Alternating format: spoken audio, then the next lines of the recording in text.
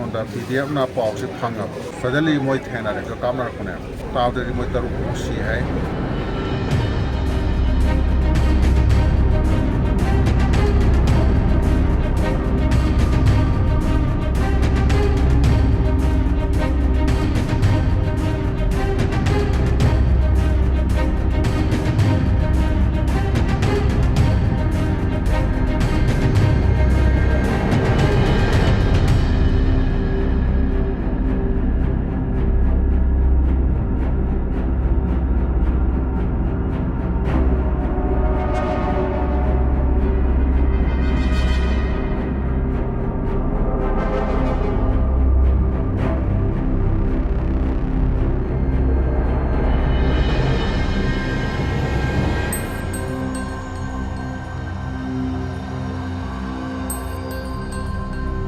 ꯑꯩꯈꯣꯏ ꯑꯁꯣꯝꯗ ꯏꯇꯥꯎ ꯈꯔ ꯂꯩꯕꯅꯤ ꯁꯤꯁꯦ ꯏꯇꯥꯎ ꯈꯔ ꯂꯩꯕꯁꯤ ꯑꯁꯣꯝꯗ ꯂꯩꯕꯁꯤꯗ ꯌꯥꯔꯛꯇ꯭ꯔꯕ ꯁꯤꯁꯦ ꯌꯥꯔꯛꯇꯕ ꯐꯤꯕꯝꯗꯒꯤ ꯊꯣꯔꯛꯑꯒꯦ ꯍꯥꯏꯔꯛꯄꯅꯦꯕ ꯊꯣꯔꯛꯑꯒꯦ ꯍꯥꯏꯕꯁꯤꯗꯒꯤ ꯑꯩꯈꯣꯏꯅ ꯅꯣꯏ ꯊꯣꯔꯛꯑꯒꯦ ꯍꯥꯏꯔꯒꯗꯤ ꯑꯩꯈꯣꯏꯅ ꯊꯣꯔꯛꯑꯣ ꯍꯥꯏꯕ ꯁꯤꯁꯦ ꯊꯣꯔꯛꯑꯣ ꯍꯥꯏꯕꯗꯒꯤ ꯃꯣꯏꯅ ꯃꯁꯥꯅ ꯁꯦꯝꯃꯒ ꯂꯥꯛꯆꯕ ꯀꯩꯗꯧꯒꯦ ꯍꯥꯏ ꯀꯥꯟꯗ ꯁꯣꯝꯗ PDFꯅ ꯄꯥꯎꯁꯤ ꯐꯪꯉꯕ ꯂꯥꯛꯀꯗꯧꯕ ꯂꯝꯕꯦꯟꯁꯦ ꯁꯤꯗ ꯊꯠꯂꯒ ꯂꯩꯔꯝꯕꯅꯦꯕ ꯊꯠꯂꯒ ꯂꯩꯔꯝꯕꯁꯦ ꯑꯩꯈꯣꯏꯅꯁꯨ ꯃꯣꯏꯅ ꯁꯨꯃꯥꯏꯅ ꯇꯧꯔꯝꯕ ꯌꯥꯏ ꯍꯥꯏꯕꯁꯤ ꯈꯜꯂꯀꯥꯟꯗ ꯑꯩꯈꯣꯏ ꯌꯥꯝ ꯆꯦꯛꯁꯤꯟꯅ ꯂꯥꯛꯄꯅꯤ ꯏꯂꯦꯛꯁꯟ ꯂꯥꯛꯄꯁꯤꯗ ꯁꯗꯟꯂꯤ ꯃꯣꯏ ꯊꯦꯡꯅꯔꯦ ꯑꯩꯈꯣꯏꯅ ꯈꯜꯂꯝꯕꯗꯨꯒ ꯆꯞ ꯃꯥꯟꯅꯅ ꯃꯣꯏ ꯊꯦꯡꯅꯔꯒ ꯑꯗꯨ ꯀꯥꯞꯅꯔꯛꯄꯅꯦꯕ ꯀꯥꯞꯅꯕꯗ ꯃꯣꯏꯒꯤ ꯃꯤ ꯑꯩꯈꯣꯏꯅ ꯇꯥꯕꯗꯗꯤ ꯃꯣꯏ 6 ꯑꯃꯨꯛ ꯁꯤ ꯍꯥꯏ ꯑꯗꯨꯒꯤ ꯀꯥꯟꯅꯕꯗ ꯑꯩꯈꯣꯏ ꯃꯤ ꯇꯥꯎ ꯑꯃ ꯃꯈꯨꯠꯇ ꯄꯥꯜꯂꯤ ꯌꯥꯝ ꯊꯤꯅ ꯁꯣꯛꯄ ꯅꯠꯇꯦ ꯑꯁꯨꯝ ꯁꯣꯝꯗ ꯄꯥꯟꯕ ꯅꯠꯇꯦ ꯚꯥꯏꯇꯦꯜ ꯄꯥꯔꯠꯁꯤꯡꯗ ꯄꯥꯟꯕ ꯅꯠꯇꯦꯕꯀꯣ ꯑꯣꯔꯒꯥꯟ ꯀꯩ ꯑꯇꯩ ꯁꯣꯛꯄ ꯅꯠꯇꯦ ꯑꯗꯨꯃꯥꯏꯅ ꯇꯧꯔꯒ ꯑꯩꯈꯣꯏꯁꯦ ꯊꯣꯔꯛꯄ ꯌꯥꯗꯅ ꯂꯩꯔꯛꯄꯅꯦꯕ ꯊꯣꯔꯛꯄ ꯌꯥꯗꯅ ꯂꯩꯕꯁꯤꯗꯒꯤꯗꯤ ꯃꯣꯏꯅ ꯑꯁꯣꯝꯗꯒꯤ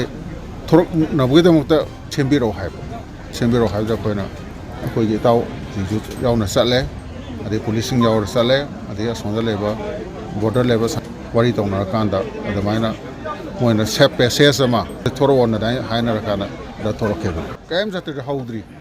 ꯍꯧꯗ꯭ꯔꯤꯗꯤ ꯀꯩꯅꯣꯗ ꯍꯧꯖꯤꯛꯀꯤ ꯑꯅꯧꯕ ꯒꯣꯔꯃꯦꯟ ꯑꯃ ꯂꯥꯛꯑꯒꯅꯦ ꯃꯗꯨ ꯊꯕꯛꯇꯣ ꯍꯧꯅꯤ ꯑꯗꯨꯁꯨ ꯄꯥꯛ ꯊꯥꯖꯗꯦ ꯃꯟꯗꯤ ꯑꯩꯈꯣꯏꯁꯦ ꯋꯥꯏꯠ ꯄꯦꯄꯔꯒ ꯄꯨꯊꯣꯛꯅꯕ ꯌꯥꯝ ꯍꯣꯠꯅꯔꯤꯀꯣ ꯅꯥꯒꯥꯅ ꯃꯣꯏ ꯋꯥꯏꯠ ꯄꯦꯄꯔ ꯑꯃ ꯄꯨꯊꯣꯛꯅꯕ ꯍꯣꯠꯅꯕꯗ 2000 ꯆꯍꯤ 3 ꯆꯪꯉꯦꯕ ꯂꯥꯏꯛꯋꯥꯏꯁ ꯑꯩꯈꯣꯏꯁꯨ ꯃꯁꯤꯒꯤ ꯋꯥꯏꯠ ꯄꯦꯄꯔ ꯑꯃ ꯁꯦꯝꯅꯅꯕ ꯍꯣꯠꯅꯕꯗ ꯆꯍꯤ ꯈꯔ ꯑꯗꯨꯝ ꯆꯪꯅꯤ ꯑꯗꯨ ꯆꯍꯤꯁꯨ ꯆꯪꯉꯤꯉꯩꯒꯤ ꯃꯔꯛꯁꯤꯗꯗꯤ ꯑꯩꯈꯣꯏꯅ ꯁꯨꯝꯅ ꯅꯣꯔꯃꯦꯜꯂꯤ ꯏ ꯄꯥꯎ ꯈꯔ ꯐꯥꯎꯅꯕ ꯃꯔꯛꯇ ꯎꯅꯕ ꯑꯗꯨꯒ ꯍꯦꯛꯇ ꯐꯣꯔꯃꯦꯜꯂꯤ ꯀꯩꯅꯣ ꯇꯧꯕꯒꯤ ꯐꯤꯜꯗ ꯇꯧꯔꯣꯏ ꯍꯥꯏꯇꯥꯔꯦ ꯑꯗꯨꯒ ꯇꯧꯔꯒꯗꯕ ꯋꯥꯔꯤꯁꯤꯁꯨ ꯑꯩꯈꯣꯏ ꯑꯍꯥꯟꯕ ꯍꯧꯗꯣꯛꯄ ꯅꯨꯃꯤꯠꯁꯤꯗꯗꯤ ꯑꯩꯈꯣꯏꯅ ꯃꯣꯏꯒꯤ ꯕ꯭ꯌꯨꯔꯣꯀ꯭ꯔꯦꯠ ꯂꯦꯚꯦꯜꯗꯗꯤ ꯇꯧꯔꯣꯏꯕ ꯁꯤꯁꯦ ꯃꯔꯝꯗꯤ ꯑꯩꯈꯣꯏꯅ ꯈꯪꯒꯗꯕꯅ ꯃꯅꯤꯄꯨꯔꯒꯤ ꯃꯔꯖꯔꯁꯤꯁꯨ ꯕ꯭ꯌꯨꯔꯣꯀ꯭ꯔꯦꯠ ꯂꯦꯚꯦꯜꯗ ꯂꯣꯏꯁꯤꯟꯈꯤꯕ ꯃꯦꯅꯟꯅ ꯇꯧꯔꯒ ꯂꯣꯏꯁꯤꯟꯈꯤꯕꯅꯦꯕ ꯃꯦꯅꯟꯁꯤ ꯀꯅꯥꯁꯨ ꯅꯠꯇꯦ ꯕ꯭ꯌꯨꯔꯣꯀ꯭ꯔꯦꯠꯅꯦꯕ ꯏꯟꯗꯤꯌꯥꯒꯤ ꯑꯩꯈꯣꯏꯒꯤꯗꯤ ꯅꯤꯡꯊꯧꯅꯦꯕ ꯅꯤꯡꯊꯧꯁꯤ ꯕ꯭ꯌꯨꯔꯣꯀ꯭ꯔꯦꯠ ꯑꯃꯒꯤ ꯊꯥꯛꯇ ꯖꯍꯥ ꯂꯥꯎꯅ ꯅꯦꯝꯊꯍꯜꯂꯀꯥꯟꯗ ꯑꯗꯨ ꯄꯨꯁꯜꯂꯒ ꯉꯁꯤ ꯃꯅꯤꯄꯨꯔꯁꯤ ꯀꯩꯅꯣ ꯑꯣꯏꯁꯤꯅ ꯁꯥꯏ ꯅꯥꯒꯥꯒꯤꯅ 1963ꯗ ꯁ꯭ꯇꯦꯠ ꯔꯨꯠ ꯄꯤꯔꯦ ꯑꯩꯈꯣꯏꯅ 72ꯗ ꯄꯤꯔꯦ ꯃꯁꯤꯒꯤ ꯍꯤꯁꯇꯣꯔꯤꯀꯦꯜ ꯑꯣꯏꯕ ꯃꯥꯒꯤ ꯏꯚꯦꯟꯁꯤꯡꯁꯤ ꯑꯩꯈꯣꯏ ꯌꯥꯝ ꯐꯖꯅ ꯅꯩꯅꯕ ꯑꯃ ꯆꯪꯉꯦ ꯍꯥꯏꯇꯥꯔꯦ ꯁꯨꯝꯕ ꯄꯣꯠꯁꯦ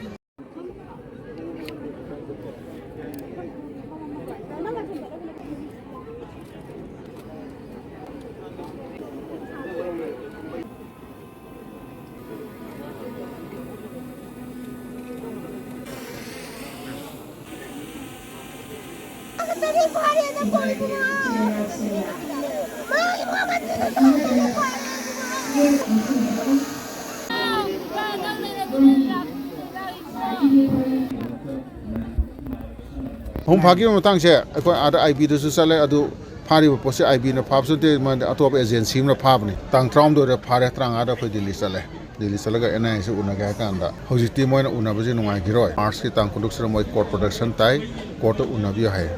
ꯀꯣꯔꯠ ꯄ꯭ꯔꯣꯗꯛꯁꯟ ꯑꯁꯤꯗꯗꯤ 35 ꯆꯠꯂꯒ 19 ꯂꯩꯕꯗꯤ ꯌꯥꯝ ꯁꯥꯡꯅ ꯂꯩꯔꯦ ꯃꯗꯨꯒꯤ ꯄꯩꯁꯥ ꯅꯨꯡꯁꯥ ꯃꯌꯥꯝ ꯑꯃ ꯀꯩꯅꯣ ꯇꯧꯕꯁꯤ ꯅꯨꯡꯉꯥꯏꯇ꯭ꯔꯦꯅ ꯑꯩꯈꯣꯏꯁꯦ ꯍꯜꯂꯛꯑꯦ ꯎꯅꯔꯛꯇ꯭ꯔꯦ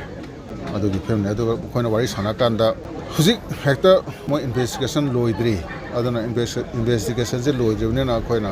ꯍꯥꯏꯔꯨꯕꯗꯣ NIAꯅ ꯃꯣꯏ ꯗꯤꯀ꯭ꯂꯥꯏꯟ ꯇꯧꯔꯛꯀꯅꯤ ꯃꯣꯏ ꯏꯟꯚꯦꯁꯇꯤꯒꯦꯁꯟꯁꯦ ꯂꯣꯏꯖꯁꯅꯨ ꯍꯥꯏꯕꯅꯦꯕꯀꯣ ꯑꯗꯩ NIAꯅ ꯎꯅꯁꯤ ꯍꯥꯏꯕꯗ ꯌꯥꯗ꯭ꯔꯤꯁꯤꯁꯨ ꯃꯣꯏ ꯏꯟꯚꯦꯁꯇꯤꯒꯦꯁꯟ ꯆꯠꯊꯔꯤ ꯑꯗꯨꯅ ꯏꯟꯚꯦꯁꯇꯤꯒꯦꯁꯟꯁꯤ ꯂꯣꯏꯗ꯭ꯔꯤ ꯐꯥꯎꯕꯗꯤ ꯎꯅꯕꯤꯅꯨ ꯍꯥꯏꯕꯅꯦꯕ ꯑꯩꯈꯣꯏꯗ ꯍꯥꯏꯁꯦ ꯐꯦꯃꯤꯂꯤꯒ ꯎꯅꯕ ꯀꯩꯁꯨ ꯀꯥꯏꯗꯦꯀꯣ ꯑꯩꯈꯣꯏꯅ ꯎꯅꯕꯒꯤ ꯋꯥꯅꯤ ꯁꯤꯁꯦ ꯒꯣꯔꯃꯦꯟꯒꯤ ꯀꯩꯅꯣꯁꯦ ꯂꯥꯛꯀꯥꯟꯗ ꯃꯣꯏꯒꯤꯗꯤ ꯏꯂꯦꯛꯁꯟꯒꯤ ꯀꯣꯗ ꯑꯣꯐ ꯀꯟꯗꯛ ꯂꯥꯎꯊꯣꯛꯈ꯭ꯔꯦꯕ ꯍꯥꯏ ꯃꯇꯝꯁꯤꯗꯀꯣ code of conduct lakthokhibnena leiriba government do interim kano oigre government se anova government la akanda oina moigi pose khanara si haibane 6 months se dadi karimta kanani thajade akhoi jo ahan bada 3 months ni 3 months mondo another 3 months among sangdo ina ko ahan ba 3 months mondo charge se prem tor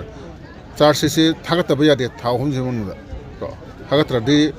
equity te to we ko ko thimage order haitar adugi posi lei aduna 6 months ti adum leine na khale adu 6 months lo am tonda koina bel lok thokpani khangde amani khangde koina government da su adum taknarani haidar adige state government da koina haga state government gi di central kanona tawni na